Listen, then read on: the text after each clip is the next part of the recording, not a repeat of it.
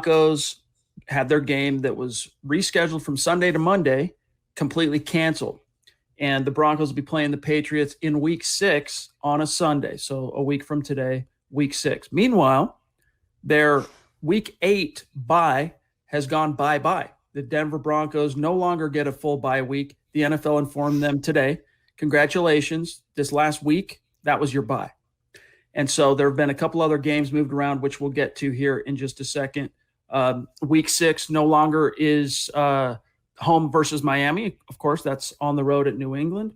Week 8, which was originally the bye, no longer. That's home against the LA Chargers. Week 11, Zack, that's where the Dolphins get rescheduled. So basically, here's your new schedule real quick, and then I'm serving this back over to you. Week 5, this was your bye, LOL. Week 6, at New England. Week 7, home versus Kansas City. Week 8 versus the Chargers at home. Week 9, on the road at Atlanta. Week 10, at the Las Vegas Raiders. Week 11, home versus Miami. Week 12, home versus New Orleans. Week 13, at Kansas City. Week 14, at Carolina. Home versus Buffalo in week 15 on the date, though, is to be decided. Week 16, at the Chargers. And then, Zach, closing it off, this hasn't changed. Week 17, home versus the Raiders.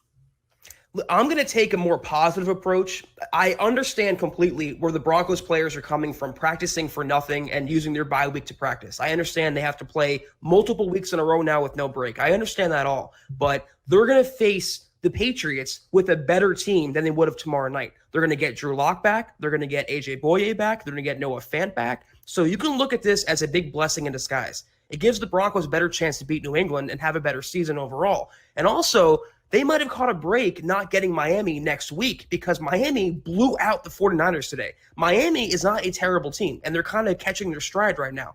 Who knows what they'll look like? Could be 2 a time by the time the Broncos play them now.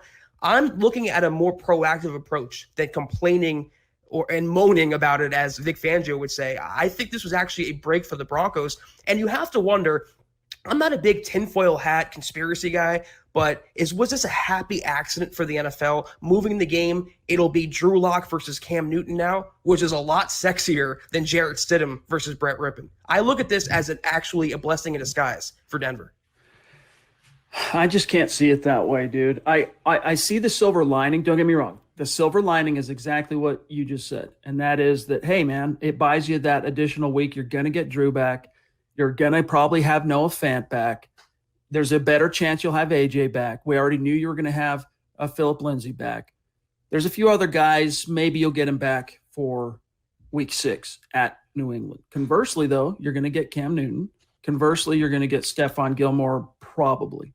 All right, that being said, that's the silver lining. Buys you a little health, little time, I should say, to get healthy.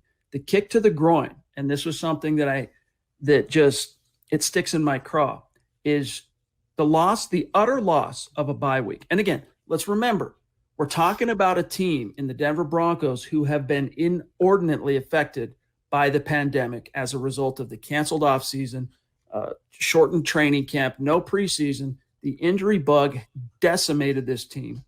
Von Miller, Philip Lindsay, he's coming back, but Philip Lindsay, Cortland Sutton, Jarrell Casey, name every Pro Bowler this team had with the exception of Melvin Gordon, Dunzo, gone, all but Philip Lindsay for the season. Well, A.J. Bouye is coming back.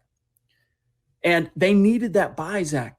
The only consolation was, hey, man, you're going to get your only real consolation was, hey, at least we got the most fortuitous bye we possibly could have got. And that is at week 8. You want your bye to be right smack dab in the middle of the season, if at all possible. The schedule makers favored them in that sense. And then the NFL comes in and swoops. And here's what I mean. You think to yourself, well, what are you talking about, Chad?